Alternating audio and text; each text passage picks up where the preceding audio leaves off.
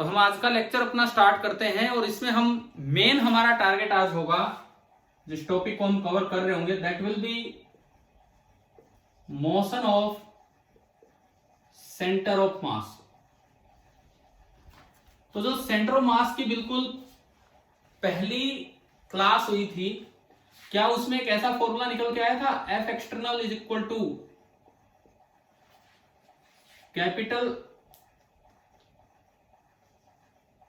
Capital M into D square by D T square of m1r1 plus m2r2 plus mn divide by m1 plus m2 to mn, और उसको हमने लिख दिया था position vector of rcm।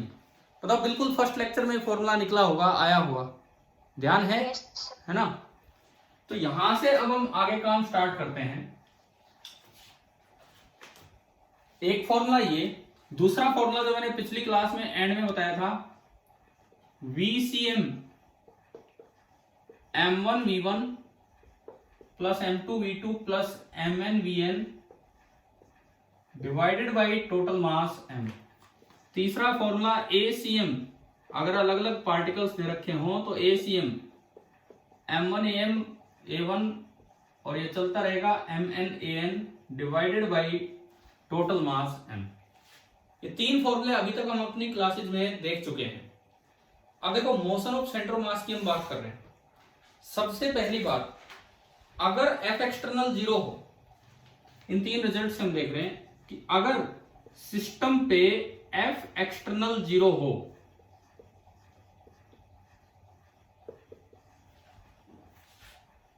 भाई इसी चीज को आप ऐसे भी लिख सकते हो, m into D by D T of VCM, और इसी चीज को आप ऐसे भी लिख सकते हो m इंटू ACM। अब देखो, अगर f एक्सटर्नल 0 होगा, तो m इंटू ACM 0 होगा, m इंटू ACM 0 होगा। It means acceleration of centre of मास 0 होगी। अब एक्सेलरेशन ऑफ सेंटर ऑफ मास 0 के दो केस बनते हैं, क्या क्या? Either centre of mass is at rest, या तो सेंटर ऑफ मास रेस्ट पे है और सेंटर ऑफ मास की वेलोसिटी क्या है, कांस्टेंट है। दोनों ही केसेस में एक्सेलरेशन ऑफ सेंटर ऑफ मास 0 होगा। बताओ ये पॉइंट आया कि नहीं आया समझ, है ना? ठीक है, इन दोनों ही केसेस में।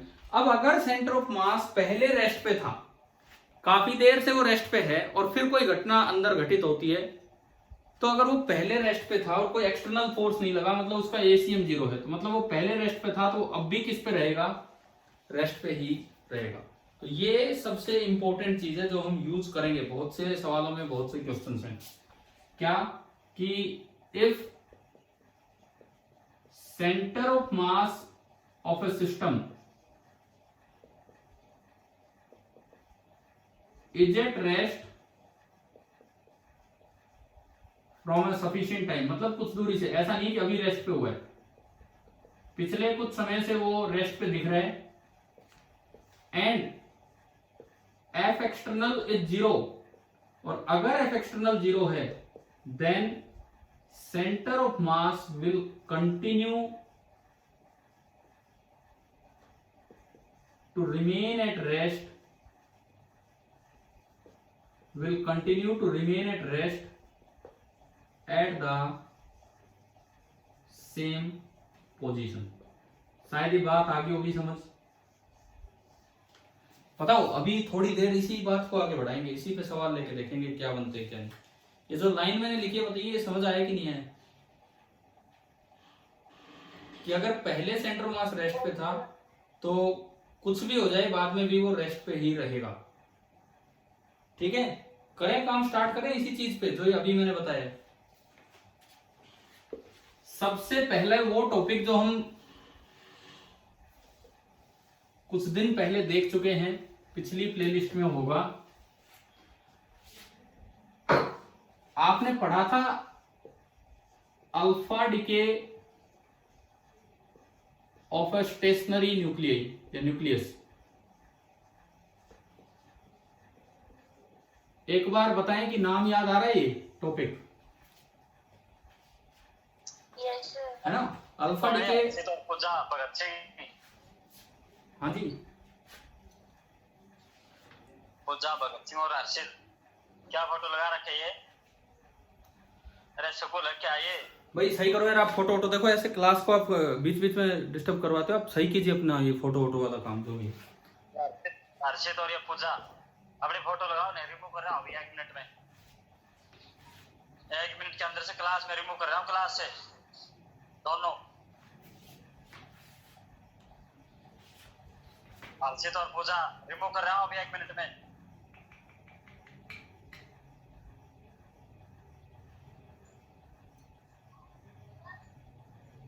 सारे अपने फोटो लगा लो, सारे अपने फोटो।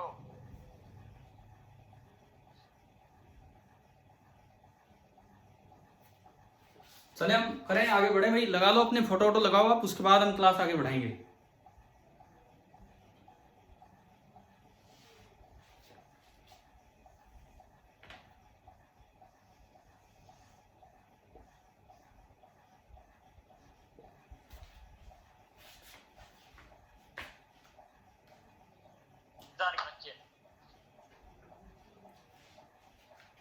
हाँ सर, लगा दी कि नहीं इन्होंने?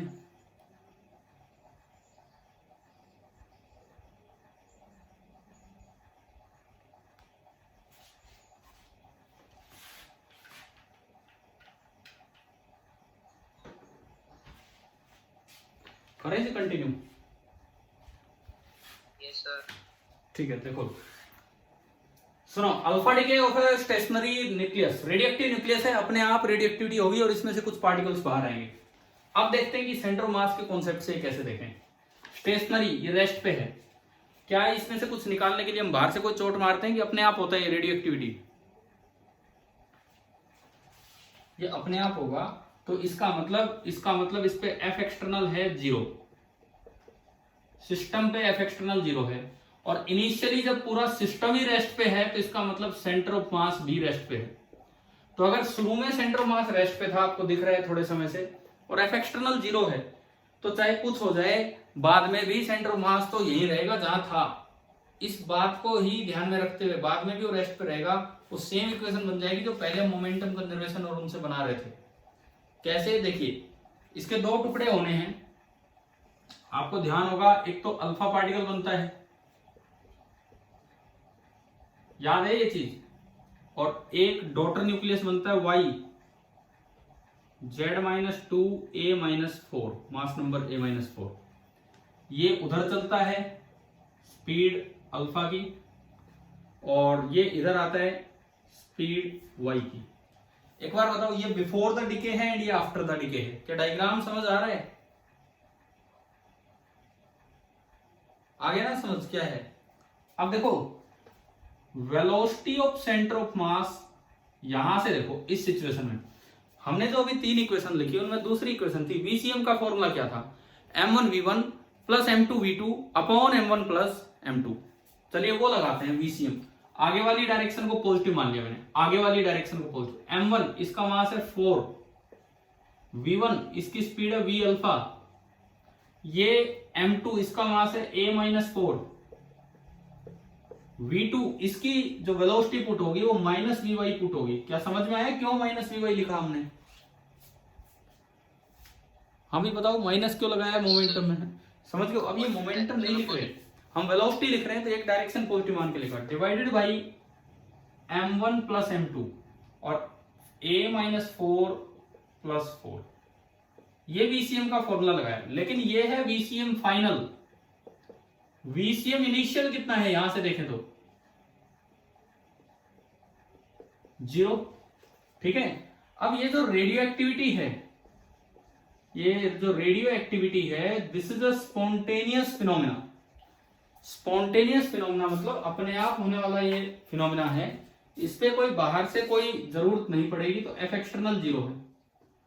अगर एफ एक्सटर्नल 0 है और पहले रेस्ट पे था तो बाद में भी रेस्ट पे रहेगा, तो इसका मतलब वीसीएम फाइनल को अगर आप 0 करें तो देखो नीचे वाली चीज तो हट गई, ऊपर वाली चीज 0 होगी, तो ये इक्वेशन बनेगी 4 इंटू वी अल्फा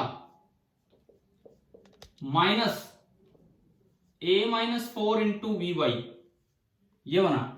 इसको उधर भेजोगे तो इक्वल टू हो गया 4 इंटू वी अल्फा। अगर आपको दिखे तो ये इसका मोमेंटम है अल्फा का, और a minus 4 into V Y इसका मोमेंटम है। तो मेरे पास एक इक्वेशन आ गई, मोमेंटम ऑफ अल्फा पार्टिकल का मैग्नीट्यूड उतना ही होगा जितना कि मोमेंटम ऑफ वाई पार्टिकल का। क्या ये सेम इक्वेशन हमने मोमेंटम कंजर्वेशन से निकाली थी कि नहीं? बताओ। जिस दिन ये टॉपिक मोमेंटम कंजर्वेशन प्रिंसिपल से कर रहे थे आई थी ना ये। और मैंने, अगर मैं आपको याद दिलाऊं, एक और चीज यहां पढ़ाई थी, काइनेटिक एनर्जी का फॉर्मूला बताया था p²/2m,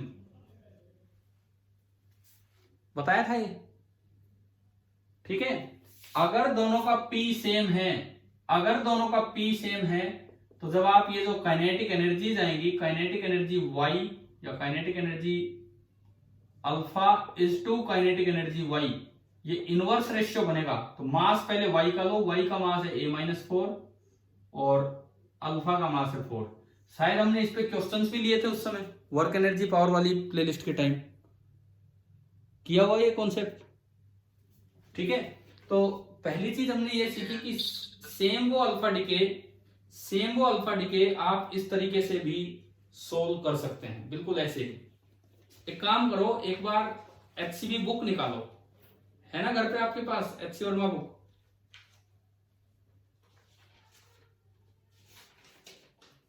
पेज नंबर 160 निकालिए, पेज नंबर 160, एचसीवी बुक का पेज नंबर 160। मुझे ये बताओ, क्या उस समय ये सवाल मैंने करवा दिया आपको जब वो डिके पढ़ाए थे उस समय, यूरेनियम डिके वाले?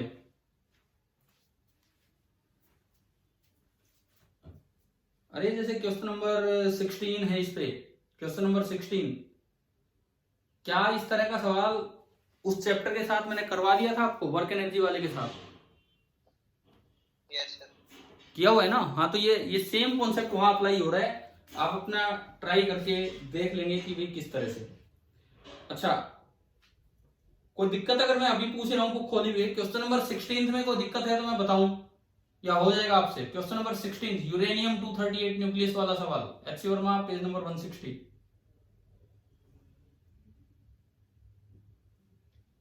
रिकॉइल स्पीड इसको बोलते हैं, ये है recoil speed of residual nucleus. Recoil speed ये है, मुझे लगता है कि शायद आप कर दोगे, ठीक है। चलो, तो एक और सवाल हम आपसे पूछते हैं अब। मान लीजिए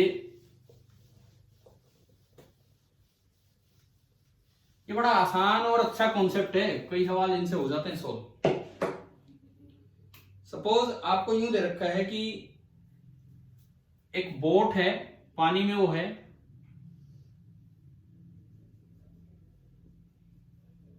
और बोट के एक एंड पे एक बच्चा है, इस एंड पे एक बच्चा है बोट के इधर, ठीक है। इनके मासेज आप मान लो, जैसे बोट का मास कैपिटल एम, बच्चे का मास स्मॉल एम, यह हमें दिया गया। बोट की कुछ हम लंबाई मान सकते हैं एल,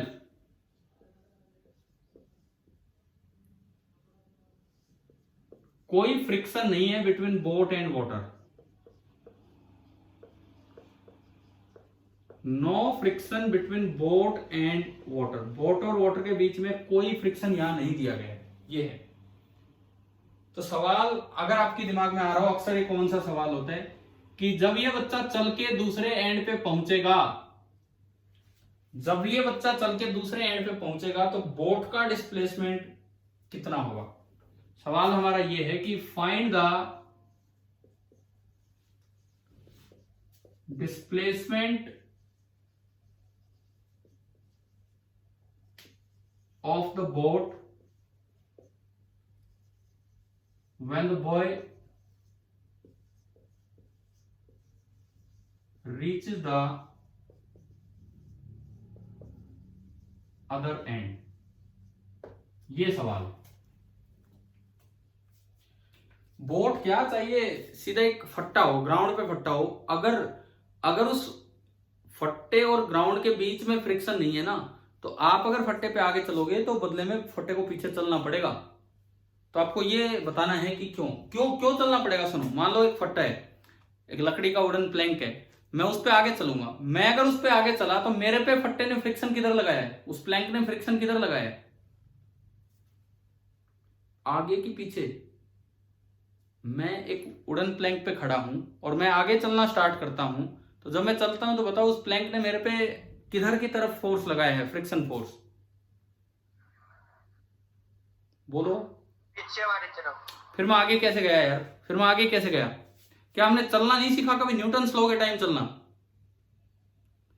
जब हम चलते हैं तो फ्रिक्शन किधर लगता है, आगे। आगे। जब हम चलना स्टार्ट करते हैं तब।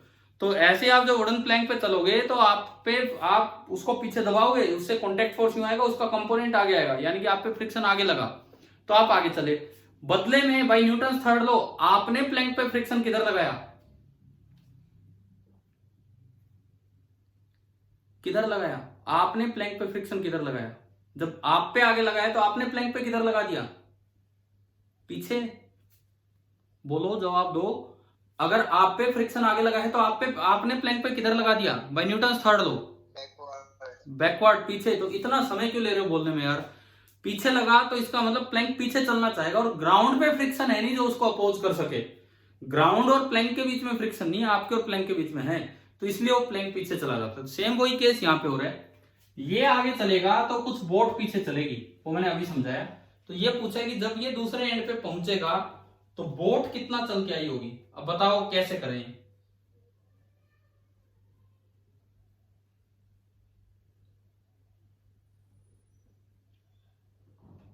ऐसे सवालों को किस तरीके से हमें करना चाहिए, कैसे हल करना चाहिए इनको, सेंटर और मास का यूज करके बड़े फटाफट हो जाते हैं ये।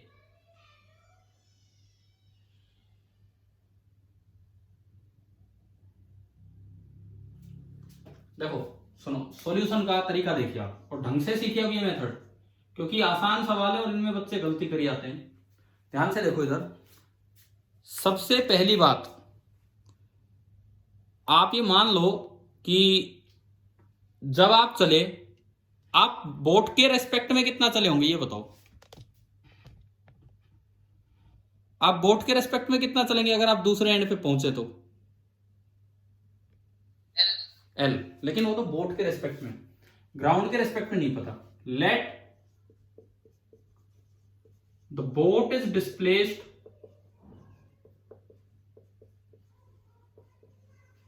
Bye X not with respect to ground. ये हमने माना कि भाई जब आप इसके दूसरे एंड पे पहुंचे तो बोट एक्स नॉट खिसक गई है।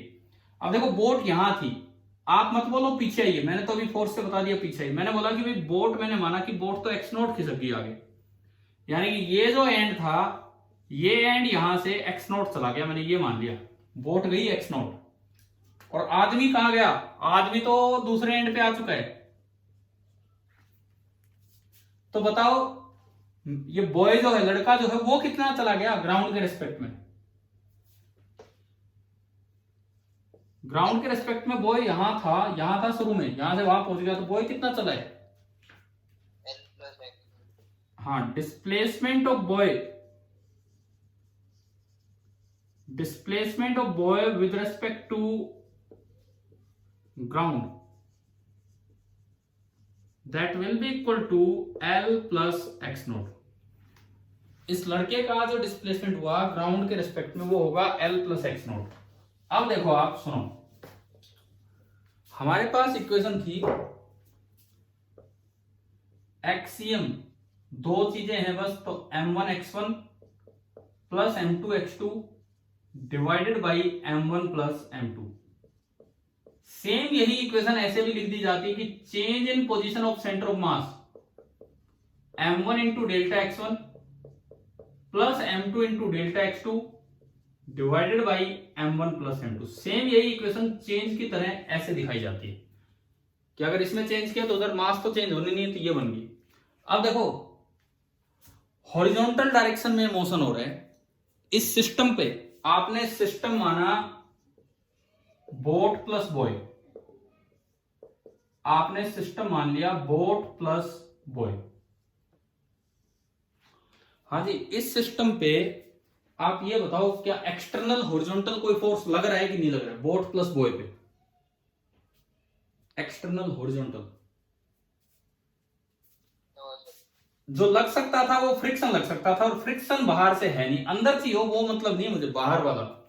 यानी कि F external in horizontal direction is 0। तो इसका मतलब है कि अगर सेंटर ऑफ मास पहले रेस्ट पे था, जैसा कि इसमें बोला है कि बच्चा यहां से चला है, तो सेंटर ऑफ मास पहले रेस्ट पे था, तो हॉरिजॉन्टली तो अब भी रेस्ट पे रहेगा, हॉरिजॉन्टली वो अब भी रेस्ट पे रहेगा। ये एफ एक्सटर्नल हॉरिजॉन्टल डायरेक्शन में 0 है, इसका मतलब centre of mass will not move horizontally, centre of mass horizontally नहीं चलेगा। और जो एक्स एक्सिस आप जिस तरह से दिखा रहे हो, जिधर की तरफ आप डिस्प्लेसमेंट ले रहे हो, वो हॉरिजॉन्टल डायरेक्शन है, वो आपकी हॉरिजॉन्टल डायरेक्शन है जिस तरफ आप एक्स एक्सिस ले रहे हैं। इसका मतलब डेल्टा एक्सीएम आपका हो जाएगा 0। This implies delta XCM is equal to 0। अच्छा, अब अगर डेल्टा एक्सीएम 0 है तो नीचे वाली टर्म तो 0 से जाके खत्म, तो आपकी इक्वेशन बनी m1 into delta x1 plus m2 into delta x2 is equal to 0। देखिए, देखते हैं अब इसको क्या है क्या नहीं है।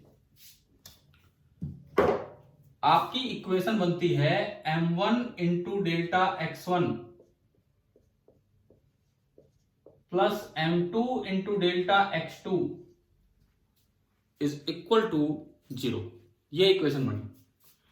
मैं इसमें वैल्यूज पुट करूं, m1 पहला मास, मान लो पहला बोट है, बोट का मास कैपिटल है। डेल्टा x1, बताओ बोट कितनी डिस्प्लेस हुई है, इस डायग्राम को देख के बताओ बोट कितनी डिस्प्लेस हुई है, आगे की तरफ माना है मैंने, पॉजिटिव डायरेक्शन आगे। बोट कितनी डिस्प्लेस हुई है, डायग्राम देख के बोलो।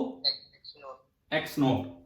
तो m1 into x note, x note ये हमें निकालना है, प्लस m2 बच्चा, बॉय लड़का, उसका मास है स्मॉल m, डेल्टा x2 वो लड़का कितना डिस्प्लेस हुआ है with respect to ground,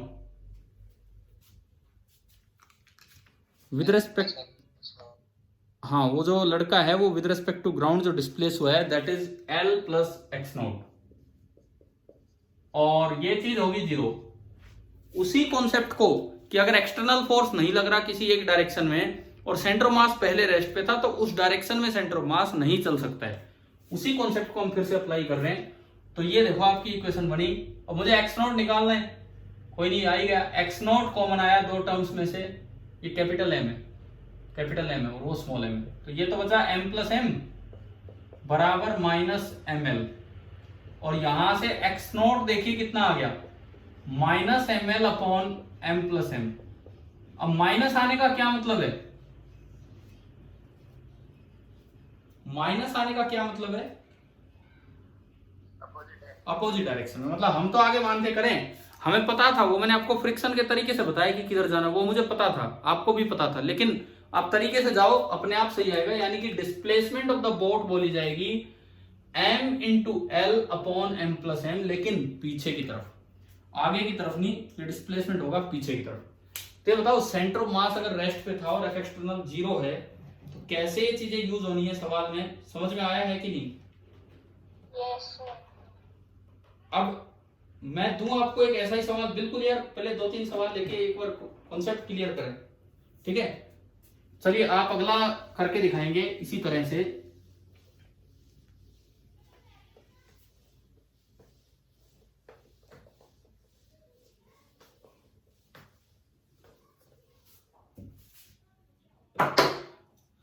suppose एक कोई वेज है और वेज के ऊपर एक ब्लॉक है,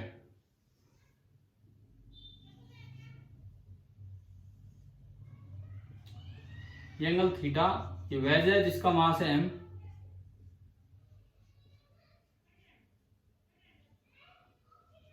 और ये ब्लॉक है जिसका मास है स्मॉल m, ये है।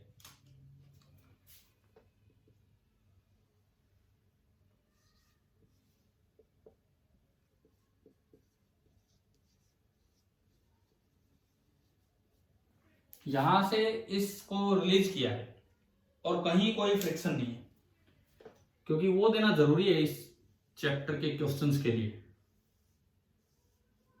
बाहर से कोई फ्रिक्शन नहीं है, आपस में हो ना हो उससे मुझे मतलब नहीं है, बाहर कोई फ्रिक्शन नहीं है, ये हॉरिजॉन्टल ग्राउंड है, इस तरह का है। सवाल शायद आपको समझ आ ही गया होगा। क्या पूछना चाहेंगे हम इसमें कि जब ये ब्लॉक छोड़ने के बाद नीचे पहुंचेगा उस समय तक क्वेश्चन ये बनेगा, find the displacement of the wedge, find the displacement of the wedge till the block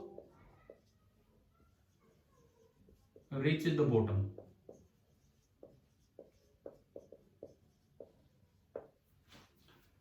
जब तक ब्लॉक बॉटम पे आता है तब तक ये वेज कितना डिस्प्लेस हो चुका होगा ये आपको बताना है। करेंगे ना ट्राई, अभी जो तरीका बताया उससे? Yes sir. करो तो एक बार कीजिए आप पहले।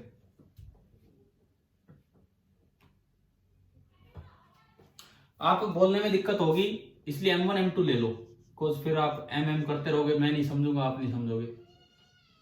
M1 M2 बोल दिया मैंने।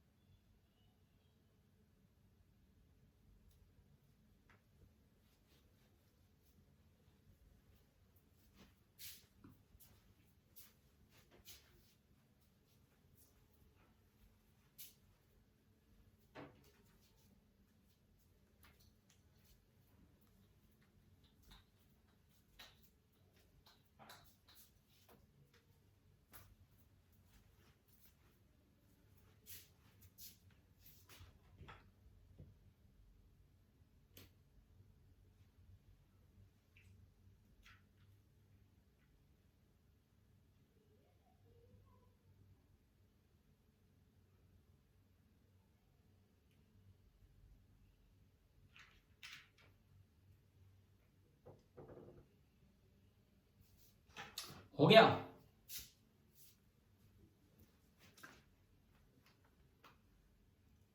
देखो भाई इधर ही देखो, आप कैसे कर रहे हो, आप अपना मैच भी कीजिए इससे।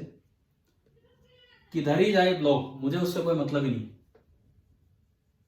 मैंने तो इस जगह को बोल दिया ओरिजिन, ये वाई एक्सिस और ये आपका एक्स एक्सिस।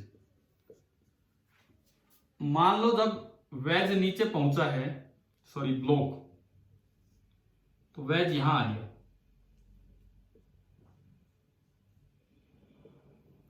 ब्लॉक यहां है तो वेज यहां आ चुका है। सर हो गया।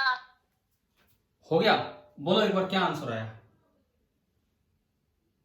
Sir mh cot theta divided by capital M plus small m. Cot theta, cot COT, अगर कोट थीटा है तो गलत है। देखो देखो इधर सुनो, आप एक बार ब्लॉक की इनिशियल पोजीशन लिखो। Let this height be h, h नहीं, चलो लेंथ दे रखी है ना, लेंथ दे रखी है तो ये तो कितना होगा, ये कितनी होगी? L cos थीटा, यूं कहें ये आपका होगा L cos थीटा और ये आपका होगा L sin थीटा। और हमने माना कि जो वेज है वो डिस्प्लेस हो गया x नॉट, ये x नॉट ही मुझे बताना है, वेज डिस्प्लेस हो गया x नॉट। यूं बताओ भाई, हॉरिजॉन्टली कोई फोर्स लग रहा है क्या? सिस्टम मैंने माना wedge plus block, wedge plus block system पे हॉरिजॉन्टली कोई फ्रिक्शन नहीं है। mg है वो वर्टिकल है, हॉरिजॉन्टल नहीं है। नॉर्मल है वो वर्टिकल है, लेकिन हॉरिजॉन्टली कोई फोर्स लग ही नहीं रहा है इस पे, ठीक है? तो ऐसे में F external horizontal is 0, horizontal direction में F एक्सटर्नल 0 है। अगर हॉरिजॉन्टल डायरेक्शन में F एक्सटर्नल 0 है, इसका क्या मतलब है? इसका मतलब है कि हॉरिजॉन्टल डायरेक्शन में, क्योंकि सिस्टम रिलीज किया है, रेस्ट पे था, तो डेल्टा XCM, एक्स एक्सिस है हॉरिजॉन्टल, इज 0। अगर डेल्टा XCM 0 होगा तो आपकी इक्वेशन है m1 into delta x1 plus m2 into delta x2। अभी किया था ना ये काम, बताओ, सेम यही काम किया था अभी हमने, yes sir, is equal to 0। ठीक है, अब इसमें देखो m1 ये है वेज है, डेल्टा x1 वेज का डिस्प्लेसमेंट कितना हुआ है जो हमने माना है x के लो x नॉट, इक्वेशन बनी m1 into x not plus m2 वो है ब्लॉक, उसका डिस्प्लेसमेंट हॉरिजॉन्टल डायरेक्शन में कितना हुआ है, x नॉट तो ये हुआ और साथ में वो यहां से उतर के यहां पहुंच गया, तो और कितना हो गया हॉरिजॉन्टल डायरेक्शन में, बोलो x not plus L cos theta, तो ये आपका हो गया x not plus L cos theta is equal to 0, और यहां से x नॉट कॉमन लिया, अंदर बचा m1 plus m2 is equal to minus m2 L cos theta, and मेरे पास x नॉट आ गया minus m2 into L cos theta divided by m1 plus m2, ये आपका x नोट आ गया। माइनस अगेन आने का मतलब है कि इतना आगे नहीं गया बल्कि वेज इतना पीछे चला है। तो बिल्कुल सेम क्वेश्चन था, बस आपको ये एल कोस थीटा पहचानना था कि कैसे होगा कैसे। एक बार बताएंगे क्या ये सवाल आ गया आपको समझ? Yes sir. ठीक है, अब मैं इसी में एक और चीज पूछता हूं कि जब ये ब्लॉक नीचे पहुंचा है, पहले तो मैं एक बार फिर से पूछ लूं, क्या इसमें किसी बच्चे को डाउट है ये कैसे किया सोल्व? सबको क्लियर है शायद? ठीक है, तो अब मेरा दूसरा सवाल इसमें ये है कि find the vertical displacement of centre of mass of the system till the block reaches the bottom. ये हमारा सवाल है। Find the vertical displacement, find the vertical displacement of center of mass of the system till the block reaches the bottom। हम ये नहीं कह सकते कि वर्टिकली डिस्प्लेस नहीं हुआ, हमने पता किया कि हॉरिजॉन्टल डायरेक्शन में फोर्स 0 है तो हॉरिजॉन्टली डिस्प्लेस नहीं होगा, वर्टिकल डायरेक्शन में तो भाई दो दो वेट लग रहे हैं, नॉर्मल रिएक्शन एक पे लग रहा है, तो पता नहीं बैलेंस है कि नहीं। तो अब आपको ये बताना है कि वर्टिकल डिस्प्लेसमेंट कितना हुआ होगा सेंटर ऑफ मास का। उसके लिए जिस तरह से डेल्टा एक्सीएम की इक्वेशन थी वैसे आप लिखो डेल्टा वाईसीएम। डेल्टा वाईसीएम की equation m1y1 plus m2y2 divided by m1 plus m2, m1y1 plus m2y2 divided by m1 plus m2। Put करते हैं वैल्यू। m1 वेज, क्या वेज वर्टिकली चला है क्या या केवल हॉरिजॉन्टली चला है?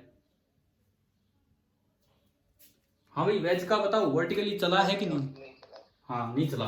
ये मैं डेल्टा लगाना भूल गया यहाँ। आप लोग बोलते क्यों नहीं हो जब भी कोई ऐसी चीज ऐड होनी चाहिए तो? क्या आपको पता लग रहा था कि यहाँ डेल्टा लगेगा? जिस तरह डेल्टा एक्सीएम था m1 delta x1 plus m2 delta x2 upon m1 plus m2, ऐसे इसमें भी डेल्टा आना था।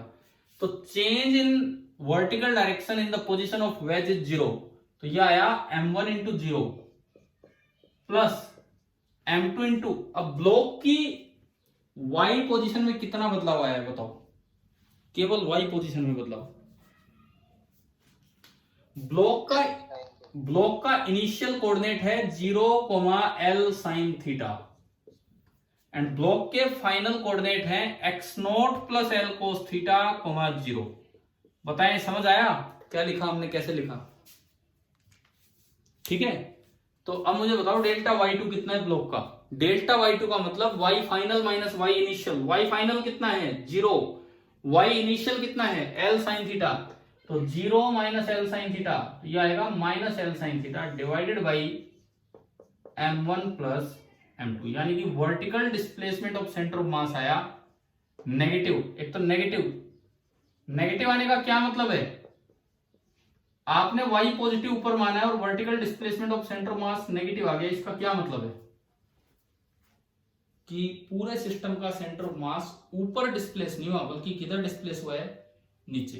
तो मैग्नीट्यूड बोले तो आएगा m2l sin theta upon m1 plus m2 in downward direction. आया कि नहीं आया समझ बताओ। x नॉट से इंडिपेंडेंट है ये आंसर। आ गया सर। ठीक है, मतलब हमारे पास वो जो 2-3 इक्वेशंस थी उनमें ये डेल्टा वाली इक्वेशंस और ऐड हो गई, delta axiom and delta YCM.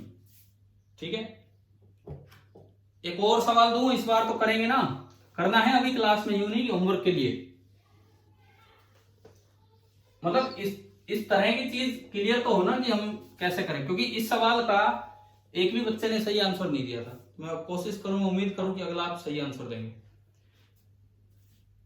सवाल ये है कि कोई टेबल है, लंबी सी टेबल है, लेकिन ये स्मूथ टेबल है, फ्रिक्शन नहीं है। एक टेबल है, बड़ी सी टेबल है और स्मूथ टेबल है। इसके ऊपर कोई एक सेल है, spherical shell,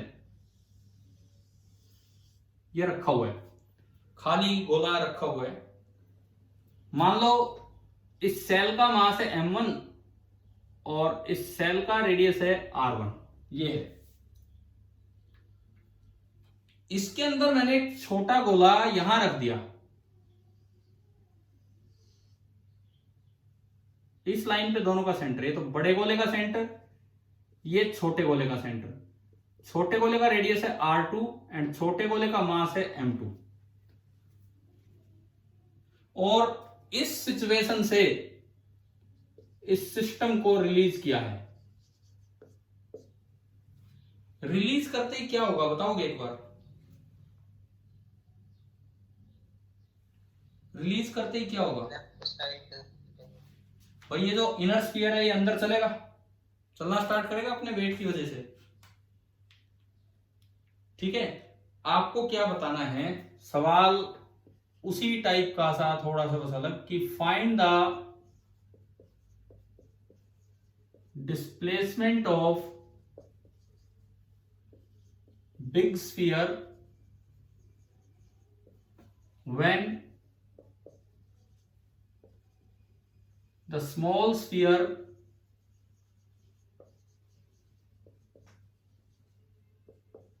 reaches the bottom। करो भाई, ट्राई कीजिए आप।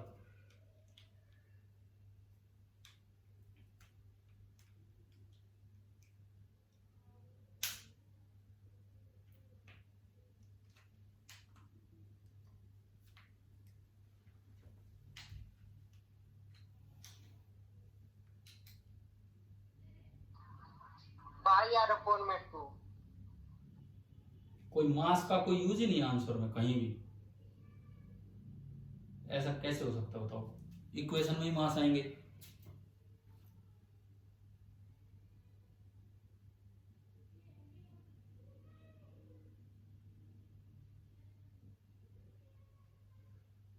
उसी तरह का सवाल है, बिल्कुल उसी तरह का सवाल है। आप थोड़ा डायग्राम बना के चला करो यार, बिल्कुल उसी तरह का सवाल है। देखो, इसको अपनी रेफरेंस लाइन मान लो, एक्स एक्सिस, चाहे वो डिस्प्लेस पीछे हो, वो आंसर अपने आप नेगेटिव आएगा। आप एक बार आगे माना करो। मैंने माना कि ये जो ब्लू वाला स्फीयर है, ये ब्लू वाला स्फीयर कहीं आगे आ चुका है, यहां आ गया ब्लू वाला स्फीयर, इसका सेंटर, और ये एक्स नोट आगे आ चुका है। ये एक्स नोट आगे आ चुका है कब तक? कब तक? जब तक ये दूसरा कहां जाए, बिल्कुल नीचे आ जाए। तो मुझे एक्स नोट ही निकालना है कि एक्स नोट कितना होगा। तो जब ये नीचे आएगा दूसरा ब्लैक स्फीयर, तो उसके सेंटर का एक्स कोऑर्डिनेट देखो कितना आगे गया। उसका सेंटर यहां था, कितना पीछे था? कितना पीछे था बताओ? ये दूरी कितनी है? ये दूरी R1 माइनस R2। हाँ, ये पूरा R1 है, ये R2 है, तो ये जो डिस्टेंस है, ये जो डिस्टेंस है that is R1 minus R2। तो उसका सेंटर यहां से डिस्प्लेस होके इधर चला गया, आगे की तरफ ही गया है। तो अगर मैं डेल्टा x1 लिखूं ब्लू स्फीयर के लिए तो delta x1 is positive x note, वो आगे गया है, m1 उसका वहां से। और मैं डेल्टा x2 लिखूं ब्लैक स्फीयर के लिए तो कितना आगे गया, r1 minus r2 plus x note, वो आगे चल के गया r1 minus x2 r2 plus x note. बताओ डायग्राम से ही तो चीजें समझ में आएंगी। क्या ये समझ आया कि नहीं आया यहां तक? यस। अब फिर वही चीजें सोचनी है, क्या इस सिस्टम पे हॉरिजॉन्टली कोई फोर्स लग रहा है क्या बाहर से? Horizontally no sir. फ्रिक्शन नहीं है तो अंदर से हो फ्रिक्शन, उससे मतलब नहीं मुझे, बाहर फ्रिक्शन नहीं है तो सिस्टम को अगर मैं मानूं यानी कि बोथ द स्फीयर्स, तो उस पे एफ एक्सटर्नल हॉरिजॉन्टल जीरो है। अगर एफ एक्सटर्नल हॉरिजॉन्टल जीरो है तो हॉरिजॉन्टल डायरेक्शन में आपका एक्स एक्सिस है तो डेल्टा एक्सीएम जीरो होगा। देखो कितनी काम आ रही है equation, m1 into x1 delta x1 sorry m1 into delta x1 plus m2 into delta x2 is equal to zero. बस इसमें पुट कीजिए और आंसर निकालिए, और देखो वो भी नेगेटिव आएगा। करके देखो एक बार, आंसर देखो वो भी नेगेटिव आना चाहिए क्योंकि उल्टी साइड में जाएगा।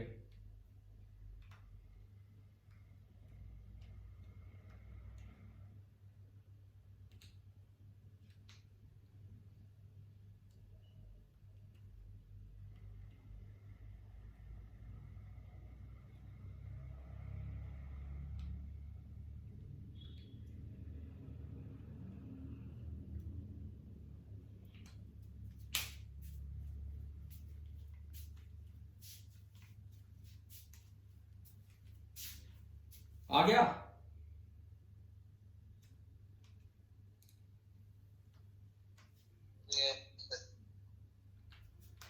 एक्स नोट कितना आया, minus m2 r1 minus r2 divided by m1 plus m2। आप देखो लाइन से तीन सवाल हो गए, लाइन से तीन सवाल, पहले बोट वाला लिया, फिर वो वेज वाला लिया, फिर ये वाला लिया, मतलब तीनों एक कैटेगरी के क्वेश्चन है, तीनों में एक जैसा काम हो रहा है, बस आपको पहचानना आना चाहिए। बताओ भाई ये आया कि नहीं आया आपका आंसर? तो जो ठीक है, जो इसका आंसर लिखोगे माइनस हटा के बोलोगे कि पीछे की तरफ गया और कितना गया, m2 into r1 minus r2 upon m1 plus m2।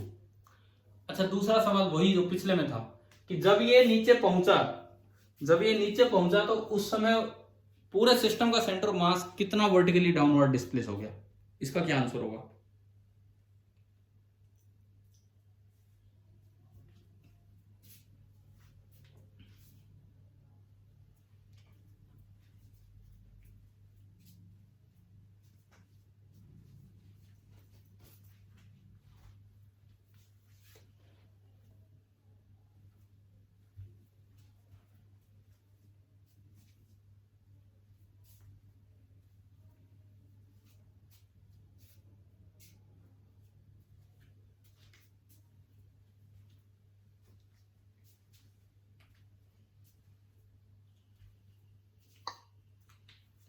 किया था ना, अभी किया था, बिल्कुल वही। बताओ एक मिनट, बड़ा स्फीयर कुछ वर्टिकली डिस्प्लेस हुआ है? बड़ा स्फीयर नहीं हुआ। और छोटे का सेंटर अगर आप देखो, एक मिनट, छोटे का सेंटर अगर देखो तो वो इस साइड पे था और वो इस साइड पे आ गया, तो छोटे का सेंटर कितना नीचे आ लिया, r1 माइनस r2 नीचे की तरफ, r1 माइनस r2 नीचे की तरफ, तो मतलब डेल्टा y2 होगा इसका नेगेटिव क्योंकि नीचे की तरफ डिस्प्लेस हुआ है, और डेल्टा y1 होगा जीरो। तो अगर आप फिर दोबारा से फॉर्मूला लगाएं, दूसरा सवाल मैंने बोल ही दिया है कि मैंने क्या पूछा आपसे, तो अगर आप डेल्टा YCM निकालेंगे तो डेल्टा YCM आएगा m1 इंटू डेल्टा y1 बड़ा sphere zero plus m2 into delta y2, वो नीचे डिस्प्लेस हुआ है तो नेगेटिव के साथ पुट होगा, तो minus r1 minus r2 divided by total mass m1 plus m2। यानी कि जो वर्टिकल डिस्प्लेसमेंट हुआ है सेंटर ऑफ मास का नीचे की तरफ, दैट इज माइनस हटा दिया मैंने, m2 into r1 minus r2 upon m1 plus m2। एक बार बताएंगे कि क्या तीन सवाल बिल्कुल एक जैसे आपने सोल्व किए कि नहीं, अभी समझ में आया कि नहीं आया कैसे करना था? ठीक है, आप इस चैप्टर की HCV करोगे काफी मजा आएगा आपको। मतलब इसी तरह के क्वेश्चन, थोड़े थोड़े टाइप के क्वेश्चन चलते चलेंगे और आपको देखना होगा क्या करना है क्या नहीं। कल दिए थे, लास्ट टाइम जो दिए थे वो किए आप लोगों ने सवाल, 6 और 3 कुछ इस तरह का था। ठीक है, जिन्होंने नहीं किया वो बच्चे जरूर करें, अगली क्लास तक कर ले, नेक्स्ट टाइम देखते हैं। आज तो थोड़ा ये सेंटर ऑफ मास का मोशन वाला पढ़ लेते हैं। तो ये हमने एक टाइप पढ़ी अभी कि अगर ऐसा कोई सिस्टम है जहां सेंटर ऑफ मास पहले 0 था और किसी एक पर्टिकुलर डायरेक्शन में फोर्स 0 है, तो उस डायरेक्शन में सेंटर ऑफ मास बिल्कुल डिस्प्लेस नहीं होगा। और उसको आप VCM 0 से भी देख सकते हो और उसको इस तरह से भी, ये डेल्टा एक्स वाला तरीका भी आप यूज कर सकते हो। तो मैं चलूं आगे चलूं। अब दूसरा केस लेते हैं जब सेंटर ऑफ मास मूव कर रहा हो। अब पहली बात तो यह है कि सेंटर ऑफ मास अगर मूव कर रहा हो तो किसी और सवाल पे जाने से पहले उसकी वेलोसिटी ही निकालनी आ जाए तो कैसे निकालें। अभी तक तो यह था कि सेंटर ऑफ मास रेस्ट पे था तो रेस्ट पे रहेगा अगर कोई फोर्स नहीं लगा तो। अब बात यह है कि सेंटर ऑफ मास अगर मूव कर रहा हो और उसकी वेलोसिटी निकालनी हो आपको, तो वेलोसिटी कैसे कैलकुलेट करें हम। आप एक काम करो यार, क्वेश्चन नंबर 7 देखो, HCV पेज नंबर 160, डायग्राम दिख रहा है ये, HCV पेज नंबर 160।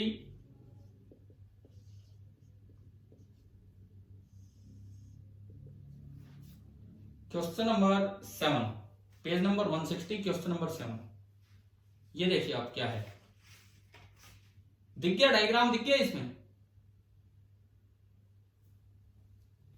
मिल गया कि नहीं बताओ, आपने खोला है कि नहीं question.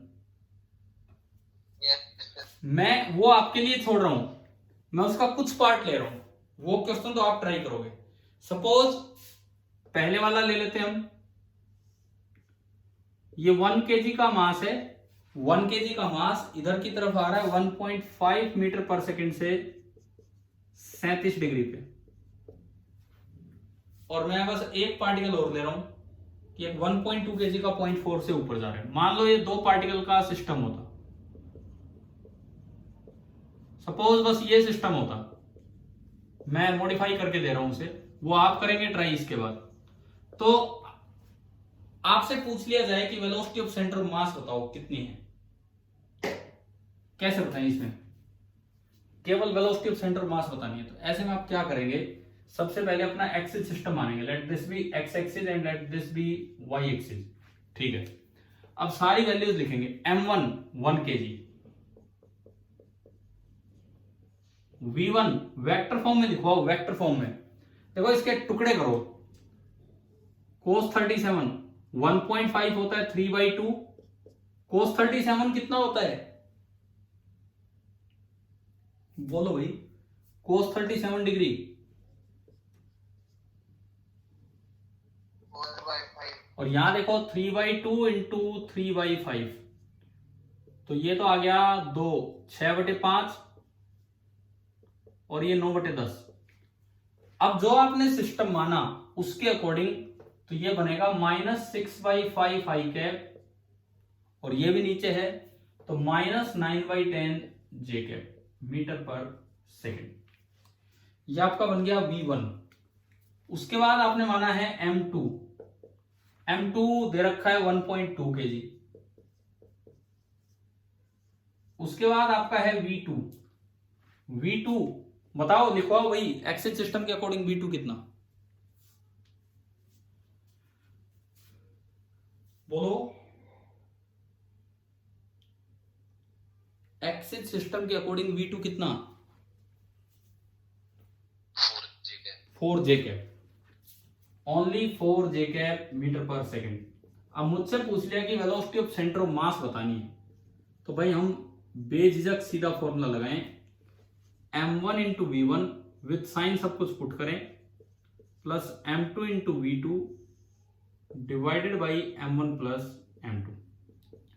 M1 this is 1, M1 is 1 लिखा हुआ है, इंटू V1 माइनस मैंने कॉमन ले लिया, 6/5 i cap plus 9/10 j cap, plus M2 that is 1.2 into V2 only 4 j cap divided by M1 plus M2, 1 plus 1.2 2.2। अब आप इसको आई कैप जे cap में अलग अलग कर लो, आई कैप की टर्म खाली यहां है 6/5/2.2, 3 1.1 5.5, 30/55। देख लेना एक बार, मैं तो ऐसे ही बस फटाफट कैलकुलेशन कर रहा हूं।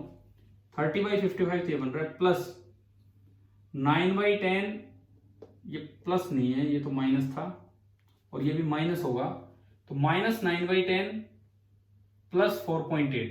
चलो आप ये कर लोगे ना सोल्व, जो भी आएगा। एंड फाइनली अगर मैग्नीट्यूड चाहिए तो इसका स्क्वायर प्लस इसका स्क्वायर चाहिए, नेगेटिव आए चाहे पॉजिटिव है।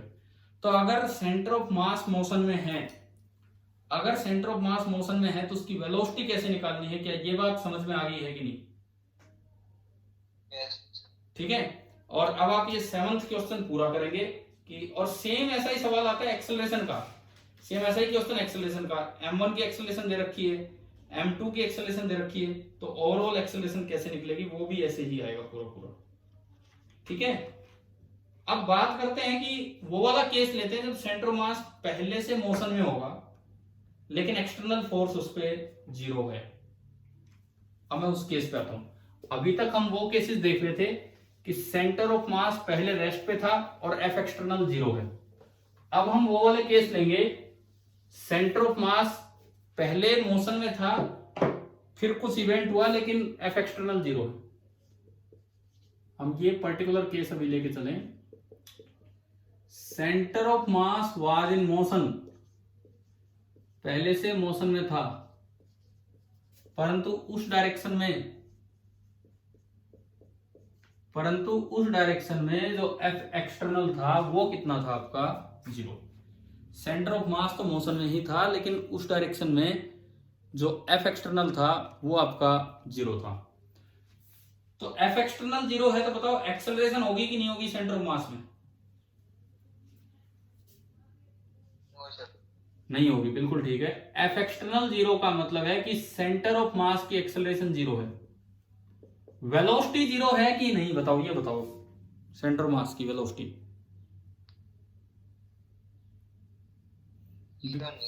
0 नहीं है, बिकॉज पहले वो किस में था? मोशन में। एक्सेलरेशन है नहीं, यानी कि बाद में भी जो VCM होगी फाइनल आफ्टर द इवेंट वो वही होगी जो कि पहले थी। और ड्यूरिंग द इवेंट या आफ्टर द इवेंट आपसे पूछा जाए डेल्टा एक्सीएम 0 होगा कि नॉन 0 होगा? अगर वेलोसिटी अलोंग एक्स एक्सिस है, अगर velocity of centre mass along x axis है तो वो डेल्टा एक्सीएम क्या हो जाएगा आपका? नॉन 0 हो जाएगा। क्या ये बात समझ में आ गई है? ठीक है। एक छोटा सा एग्जांपल, आपने एक बॉम्ब को ग्राउंड पे लुढ़का दिया और फिर वो ब्लास्ट हुआ है चलते चलते, रेस्ट पे नहीं था। सपोज इस तरह का कुछ था कि ये एक बॉम्ब है जिसका मास है m, इस तरह का ये आपको बॉम्ब दिया है और इसका मास है m, और ये आगे चल पड़ा कांस्टेंट स्पीड u के साथ।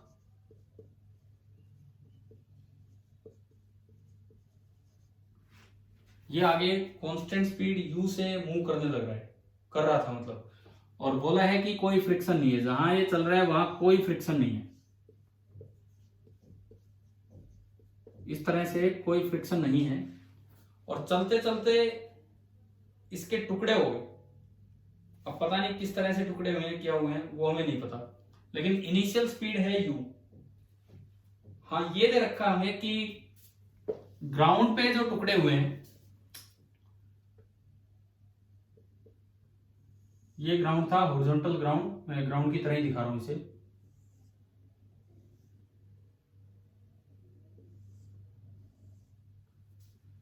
और दो टुकड़े हो गए, एक m1 मास इधर की तरफ चल पड़ा v1 वेलोसिटी से, एक m2 मास उधर की तरफ चल पड़ा v2 वेलोसिटी से after the collision, sorry after the explosion.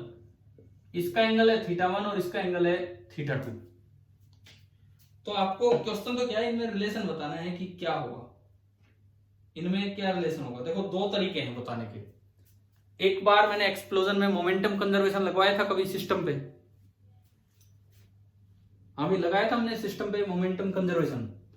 Yes sir. तो अगर आप उससे लगाएं बाई मोमेंटम कंजर्वेशन, हॉरिजॉन्टल मतलब आगे वाली डायरेक्शन को एक्स बोल दो, तो इनिशियल मोमेंटम mu बराबर फाइनल मोमेंटम आगे की तरफ बनेगा m1v1 cos theta theta 1 plus m2v2 cos theta 2, और ये m जो है वो इन दोनों का सम ही है, तो ये उसके नीचे चला जाएगा और u आपका आ जाएगा, मतलब ये u में और इसमें रिलेशन आया divided by m।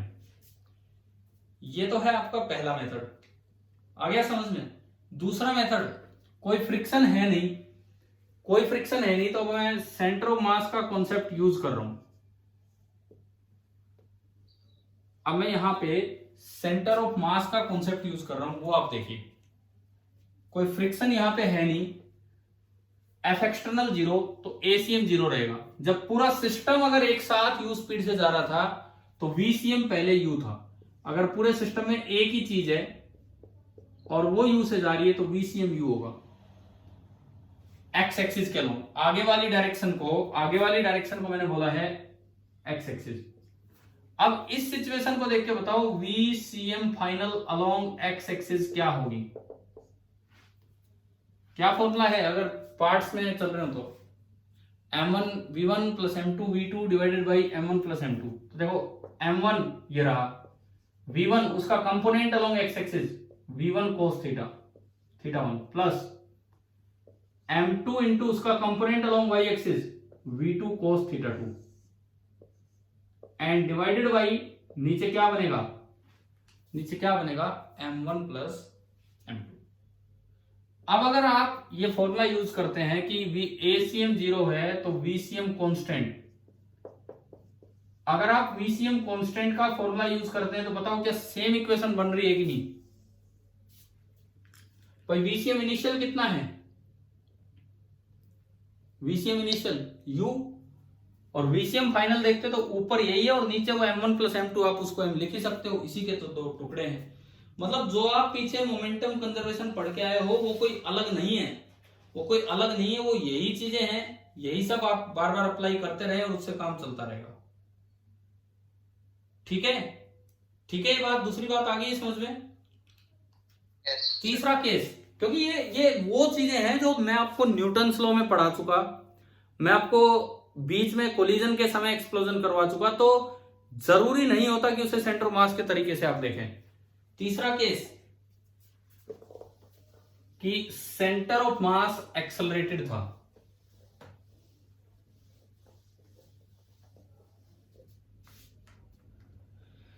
Centre of mass was in motion and accelerated. Centre of mass motion में भी था और एक्सेलरेटेड भी था। ऐसा कैसे, ऐसा कौन सा केस है, मैं आपको अगर थोड़ा याद दिलाऊं, कभी न्यूटन्स लॉ वाले चैप्टर में ऐसे सवाल किए होंगे मोमेंटम कंजर्वेशन समझाने के लिए कि एक m मास का कोई बॉम्ब है, ये लगा लो, और उसको u स्पीड से थीटा एंगल पे फेंका है। मुझे थोड़ा थोड़ा ध्यान आ रहा है कि इस तरह का करवाया गया होगा उस समय। जब ये जा रहा था तो at the highest point it explodes. करवाए हैं कि नहीं बताओ यार ऐसे सवाल न्यूटन्स लॉ में मोमेंटम कंजर्वेशन के दौरान। ठीक है, हाईएस्ट पॉइंट पे एक्सप्लोड कर गया एंड शायद हमने ये सवाल लिया था 3 आइडेंटिकल पार्ट्स में एक्सप्लोड कर गया, 3 आइडेंटिकल पार्ट्स में ये एक्सप्लोड कर गया, जिसमें हमने एक लिया था कि ये रिट्रेस कर गया एक तो अपने पाथ को, एक वहीं पे वर्टिकली डाउनवर्ड फॉल कर गया। तो तीसरे के बारे में बताना था कि भाई तीसरा कितनी वेलोसिटी से निकला होगा। देखो ये सवाल था, 3 टुकड़े हुए, एक पार्ट ने अपने आप को रिट्रेस किया, एक यहां पे आराम से ग्रेजुअली फॉल कर गया, तो जो थर्ड पार्ट होगा उसकी स्पीड क्या होगी ये आपको बताना है। ये था हमारा सवाल। एक बार बताएंगे, ऐसा कुछ याद आता है इस तरह के सवाल लिए थे न्यूटन्स लॉ में? Yes sir. है ना। तो ये पहली बात, क्या ये वाला केस है? बिल्कुल है। देखो ये बॉल है, ये बॉम्ब है, इस बॉम्ब को हमने फेंका, तो जब ये हवा में था तो ये एक्सेलरेटेड मोशन है या यूनिफॉर्म मोशन है? जब ये बॉम्ब हवा में था तो ये एक्सेलरेटेड मोशन है कि यूनिफॉर्म मोशन है? बताओ। एक्सेलरेटेड। जी उसमें हमेशा है। This is accelerated motion. और जब एक ही पीस चल रहा होता है तो वही एक्सेलरेशन सेंटर ऑफ मास की भी है। इसका मतलब सेंटर ऑफ मास की एक्सेलरेशन जी ही रहेगी। एसीएम यहां तक भी जी है, एसीएम यहां तक भी जी है और एसीएम यहां भी जी है। इट मींस एसीएम तो चेंज होनी नहीं है। इसका क्या मतलब है, एक और बात आपको क्लियर करूं, सेंटर ऑफ मास अपना पाथ नहीं छोड़ेगा और उसकी एक्सेलरेशन हमेशा जी बनी रहेगी। चाहे 3 टुकड़े हो लिए हों, चाहे 3 टुकड़े हो चुके हों, तीनों टुकड़े चाहे कहीं हो, सेंटर ऑफ मास हर वक्त इस लाइन पे चलता रहेगा और सेंटर ऑफ मास की एक्सेलरेशन अभी भी कितनी रहेगी, नीचे जी। पहले तो ये बताओ क्या ये पॉइंट समझ में आया कि नहीं है? क्या ये पॉइंट समझ में आया? देखो एक टुकड़ा ये आगे भाग रहा होगा, पता नहीं कहां जाएगा, एक नीचे आ रहा है, एक रिट्रेस कर रहा है, उन तीनों का सेंटर ऑफ मास हमेशा इस लाइन पे रहेगा। उन तीनों का सेंटर ऑफ मास हमेशा इस लाइन पे रहेगा कि अगर ये ब्रेक ना होता तो ये कहां जाना था, और उसमें एक्सेलरेशन वही रहेगी जो पहले थी। क्या ये वाला पॉइंट आ गया समझ में जो अभी बताया मैंने? Yes sir. ठीक है, मतलब इंटरनल फोर्सेस, ये बात याद रखना, इंटरनल फोर्सेस डज नॉट या do not change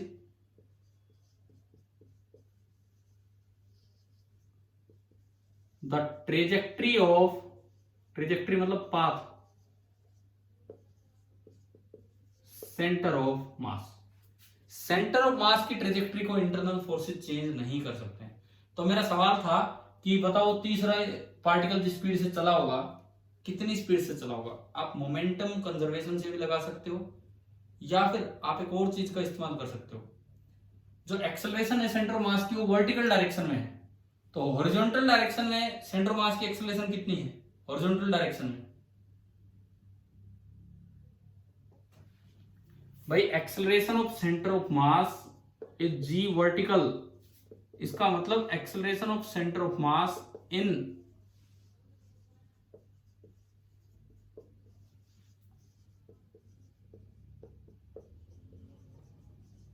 horizontal direction कितनी होगी?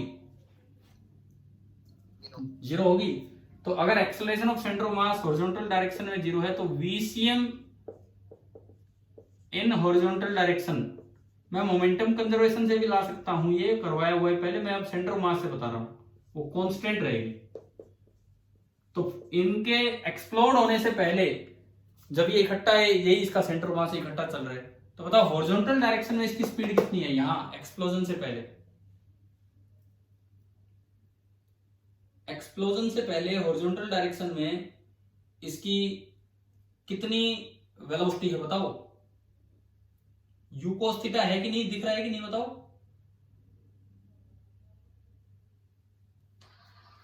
अरे बोलो यार, कुछ बोलो। अगर मैं VCM इनिशियल बात करूं हॉरिजॉन्टल डायरेक्शन में तो क्या वो नजर आ रहा है आपको? यू कोस थीटा है, ठीक है। उसके बाद जब ये यहां था एक हाईएस्ट पॉइंट पे, जस्ट एक्सप्लोड होने से पहले उसकी स्पीड कितनी थी हॉरिजॉन्टल डायरेक्शन में? जस्ट एक्सप्लोड होने से पहले उसकी स्पीड कितनी थी? You cos theta. तो मैं जस्ट बिफोर एक्सप्लोजन लिखता हूं, जस्ट बिफोर एक्सप्लोजन, ये VCM इनिशियल है। और VCM फाइनल, इस सिचुएशन को देख के देखो, अगर एक टुकड़ा अपने आप को रिट्रेस करता है इसका मतलब वो तो वापस उसी स्पीड से हो लिया, तभी वो इस पाथ पे आ पाएगा। तो पहले VCM फाइनल अगर मैं लिखूं हॉरिजॉन्टल डायरेक्शन में, हॉरिजॉन्टल डायरेक्शन में VCM final just after the explosion है, जस्ट बिफोर द एक्सप्लोजन है। पहला टुकड़ा m/3 मास, आइडेंटिकल मासेज है, m1 इंटू V1 है माइनस यू कोस थीटा क्योंकि वो रिट्रेस कर रहे हैं।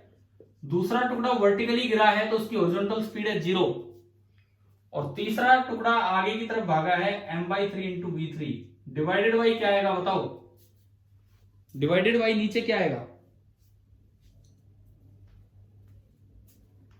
हाँ जी, इसमें नीचे क्या आएगा बोलो? VCM का फॉर्मूला क्या होता है? m1 V1 plus m2 V2 plus m3 V3 divided by नीचे क्या आता है? Total mass. और total mass m/3 plus m/3 plus m/3, this is m।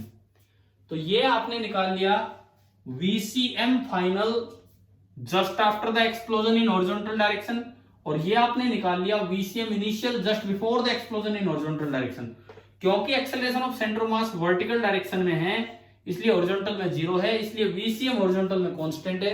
Constant है तो ये और वो बराबर होंगे, तो मैंने बराबर किए तो इक्वेशन बनी u cos थीटा बराबर, उधर देखो m तो कॉमन आके कट जाएगा सबसे, ये 0 है, ये तो वैसे ही खत्म है। उधर बचा v3/3, 3 को कॉमन लेके इधर भेज दो, 3 को कॉमन लेके इधर भेजोगे तो ये 3 मल्टीप्लाई हो गया इधर उस साइड वाली इक्वेशन से जो इनिशियल था उससे, minus u cos theta and plus v3। तो आप बताओ v3 कितना आ गया यहां से? हाँ जी, v3 का क्या आंसर है बोलो अब यहां से।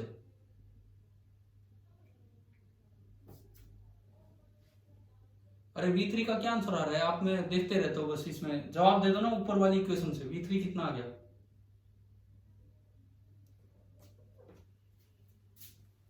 मत बोली, मैं लिख देता हूँ। हाँ v3 आपका आया, तो इतना यार शर्माना थोड़ी चाहिए, मैं जब पूछ रहा हूं तो एक बार में जवाब आना चाहिए। v3 आ गया, तो ये तो तरीका था सेंटर ऑफ मास की वेलोसिटी का। अब मैं इस चीज का क्या यूज करूं, जैसे ऐसे सवाल आ जाएगा, internal forces do not change the trajectory of centre of mass. Suppose आपसे यूं पूछा जाए कि यूं बताओ कि जो थर्ड पार्टिकल है वो इनिशियल पॉइंट से कितनी दूर जाके गिरा है, ये पूछ लिया हमसे। थर्ड पार्टिकल इनिशियल पॉइंट से कितनी दूर जाके गिरा है ये पूछा है हमसे। ये कैसे निकालें, इस पॉइंट का यूज करते हुए ये कैसे निकालें?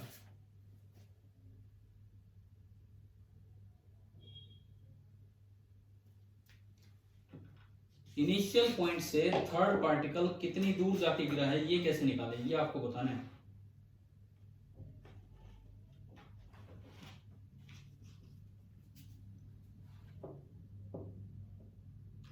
देखो सेंटर ऑफ मास तो जहां गिरा है वहीं गिरा है, ठीक है, उसमें तो कोई शक ही नहीं है हमें। सेंटर ऑफ मास जब यहां है, जब सेंटर ऑफ मास यहां पहुंचा तो तुम जानते हो तो रेंज जितनी दूर गिरना था। अगर ये एक्सप्लोजन नहीं होता, अगर ये एक्सप्लोजन नहीं होता तो सेंटर ऑफ मास कितनी दूर आना था? रेंज का क्या फॉर्मूला होता है?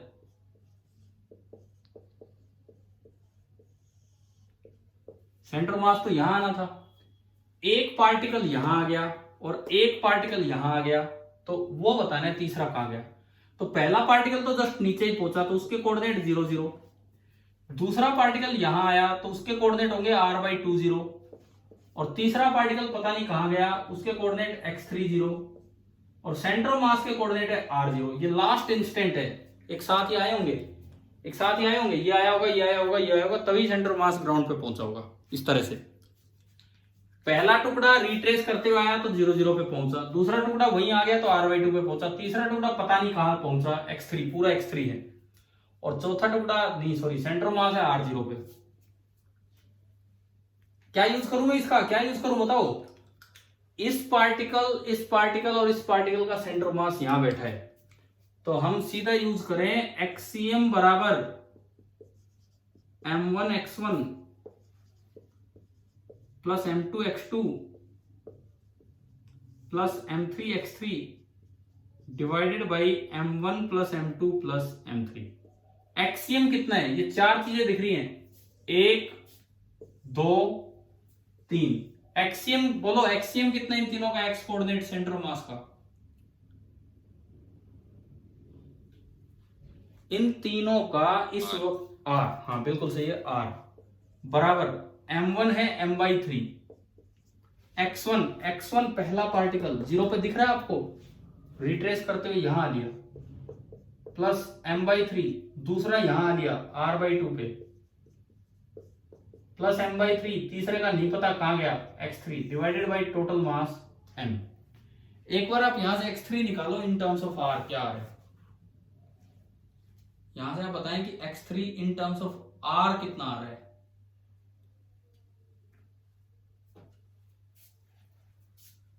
सोल्व कीजिए, मैं आपका वेट कर रहा हूं। x3 in terms of r इस इक्वेशन से 15r/6। और भी भाई कोई कंफर्म करो, यही आ रहा है कुछ और?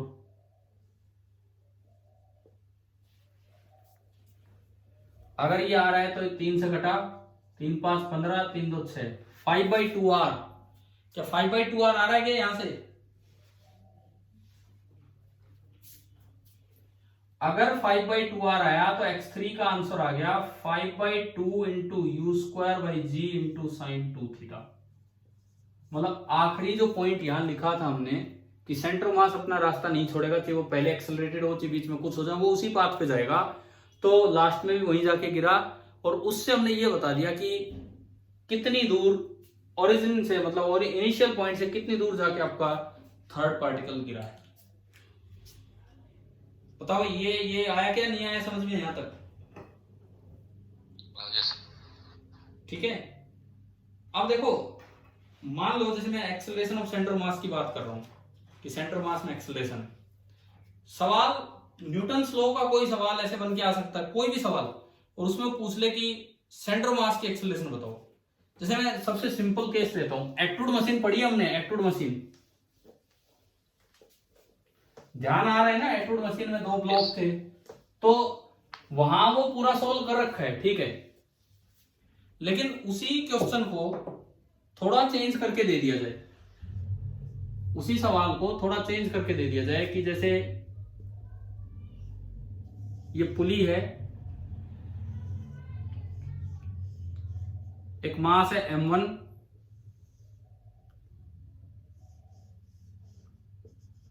एक मास है m2। हम देख क्या रहे हैं? हम देख रहे हैं acceleration of centre of mass of एक्ट्रूड मशीन। इसमें जो ब्लॉक्स होंगे, उसकी एक्सेलरेशन सेंटर मास की क्या होगी? कोई भी एक हैवी मान लो, लेट m1 इज हैवी, ये वाला हैवी है, वो लाइट है। बताओ भाई इसकी सेंटर ऑफ मास की एक्सेलरेशन क्या होगी? आपको अलग अलग तो निकालनी आती है ना, उसमें तो कोई दिक्कत ही नहीं होगी। वैसे बता दो, अलग अलग बताओ। ये ए से नीचे आएगा, ये ए से ऊपर जाएगा। अगर मैं अलग अलग लिखूं तो इनकी एक्सेलरेशन क्या है, एक एक ब्लॉक को देख के? अरे बोला करो यार, बोला करो भाई। क्या ये नहीं पढ़ा क्या हमने? बताओ एक मिनट, क्या ये नहीं पढ़ा? ये फॉर्मूला ये पढ़ रखा हमने, acceleration of one block in एक्ट्रूड मशीन। क्या ये नहीं पढ़ा है, पढ़ रखा है?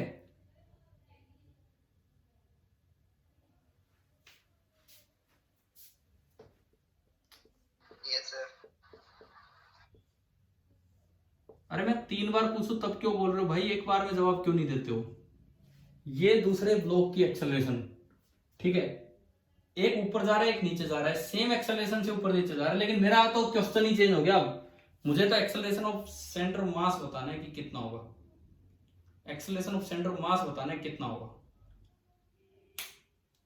कैसे कैसे करें बताओ?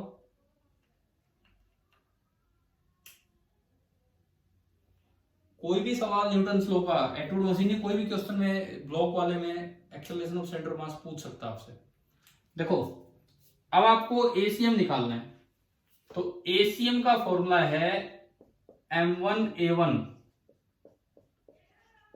Plus m2a2 divided by m1 plus m2। ये आपका फॉर्मूला है एसीएम का। अब विथ साइन रखना है, तो आप किसी भी एक डायरेक्शन को पॉजिटिव मान लो, let this direction be positive. Suppose ये वाली डायरेक्शन मैंने पॉजिटिव मानी, नीचे वाली डायरेक्शन। तो अब अगर मैं एसीएम पे जाऊं, m1 इंटू इसकी एक्सेलरेशन पॉजिटिव रखें कि नेगेटिव, बताओ कैसे पुट होगी? आपने जो डायरेक्शन पॉजिटिव मानी उसके हिसाब से, प्लस ए कि माइनस ए? इसकी एक्सेलरेशन a1 वहां प्लस ए होगी कि माइनस ए होगी? अगर मैं इस डायरेक्शन को पॉजिटिव मानते हुए उसमें पुट करूं तो इसकी एक्सेलरेशन वहां प्लस ए होगी कि माइनस ए होगी? प्लस। दूसरे की बताओ। माइनस। बाहर है, m2 इंटू a2 रखना है, लेकिन ये ऊपर है, तो a2 की वैल्यू होगी -a divided by m1 plus m2। अब देखो ACM कितना आया, a कॉमन, a उधर कॉमन, तो ये बचा m1 minus m2 upon m1 plus m2 into a, और a की जब वैल्यू पुट करोगे तो ये फैक्टर एक बार फिर आ रहा है, तो ACM तो थोड़ा अलग हो गया। ACM आपका हो गया m1 minus m2 upon m1 plus m2 का स्क्वायर इंटू जी। वही एटवुड मशीन वाला क्वेश्चन, लेकिन सेंटर मास आते ही फॉर्मूला चेंज हो गया, और जो फैक्टर बाहर लगना है उसका क्या हो जाएगा, स्क्वायर हो जाएगा। जो भी फैक्टर बाहर लगना है उसका स्क्वायर हो जाएगा। जैसे एक सिंपल सा क्वेश्चन ले, मान लो ये 20 kg मास है, ये 10 kg मास है, इनको छोड़ दिया, आपको केवल ACM बताना है, केवल ACM इन टर्म्स ऑफ जी, कि जी को किससे मल्टीप्लाई करूंगा। अगर आप एक ब्लॉक का बताते तो आप निकालते m1 minus m2 upon m1 plus m2। एक बार इन वैल्यूज को देख के बताओ कि m1 minus m2 upon m1 plus m2 इन वैल्यूज से कितना बन रहा है।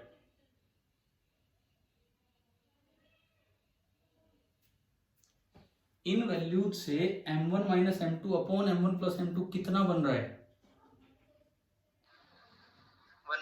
1/3। 20 माइनस 10 अपॉन 20 प्लस 10, 10/30, 1/3। तो अगर मुझसे पूछा होता कि एक ब्लॉक की एक्सेलरेशन बताओ, तो मैं g/3 बताया था। पेपर में कई बार सेंटर मास की एक्सेलरेशन पूछते हैं और हम वो वही फॉर्मूला लगा के आ जाते हैं। तो जो भी फैक्टर आ रहा है उसका स्क्वायर कर देना है। तो अगर वो फैक्टर 1/3 है तो सेंटर मास की एक्सेलरेशन कितनी होगी, 1/9। समझ में आया एक्सेलरेशन कैसे निकालनी है एटवुड मशीन में सेंटर ऑफ मास की। हाँ भी बोलो, क्लियर हुआ कि नहीं। ठीक है, एटवुड मशीन ही नहीं, कोई भी क्वेश्चन हो सकता है, न्यूटन लॉ का कोई भी सवाल। देखो जैसे टेबल पे एक ब्लॉक रख दिया, सपोज इस तरह से आ गया कि स्मूथ है ये टेबल। अगर स्मूथ टेबल होगी तो इससे फर्क नहीं पड़ेगा कि आप ऊपर भारी मास रख दो और नीचे हल्का मास, फिर भी वो चलेगा ही चलेगा। ये छोड़ दिया, दिस इज रिलीज। सवाल सेम है, find the acceleration of centre of mass. Acceleration of centre of मास क्या होगा ये आपको बताना है, मैग्नीट्यूड क्या होगा। एटवुड मशीन नहीं होगी ये।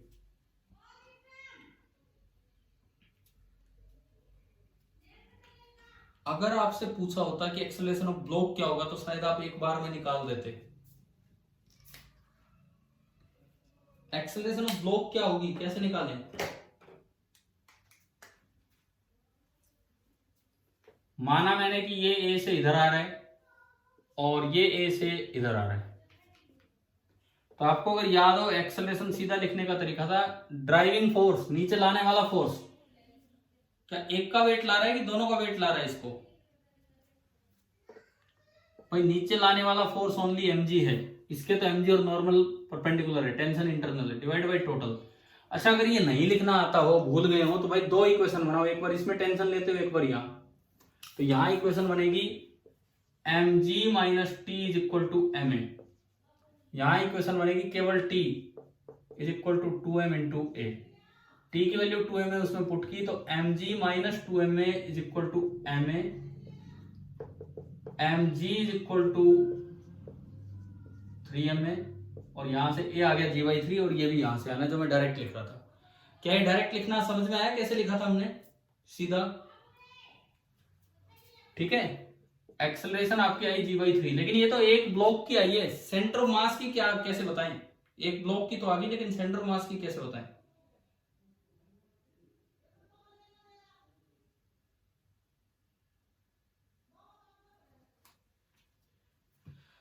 बताओ यहां से आगे बताओ कि इस क्वेश्चन में सेंटर ऑफ मास की एक्सेलरेशन कैसे बताएं हम।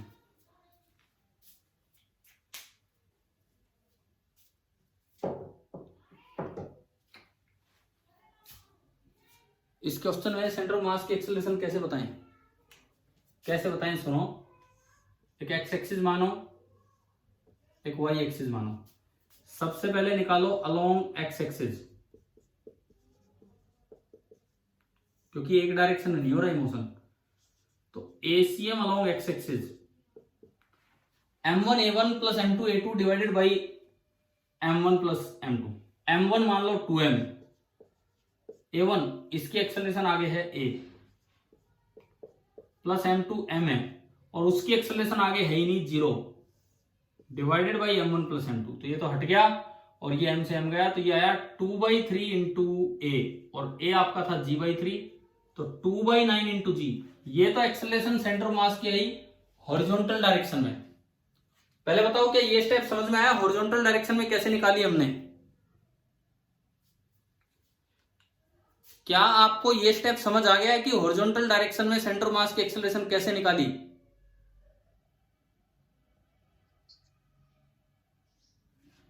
क्या ये स्टेप समझ आ गया?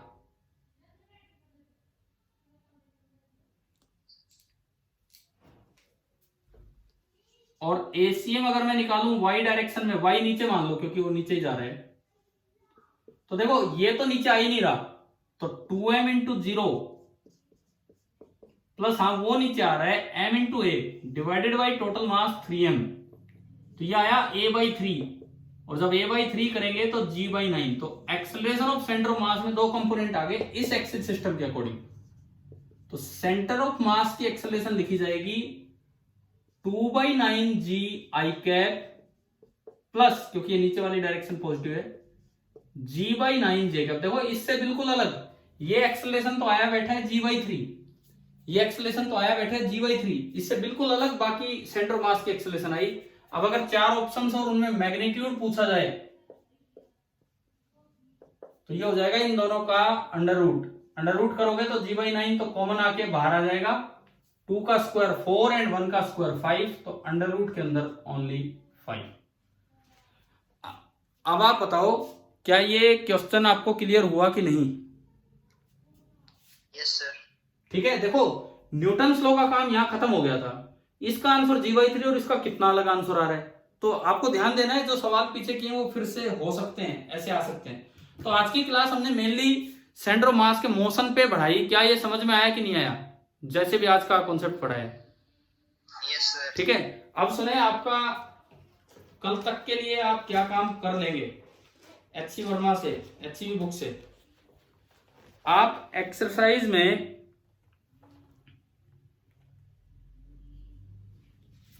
ये 20 तक कर लो, एक काम करो 20 तक क्वेश्चन कर लो एक्सरसाइज के 1 से 20।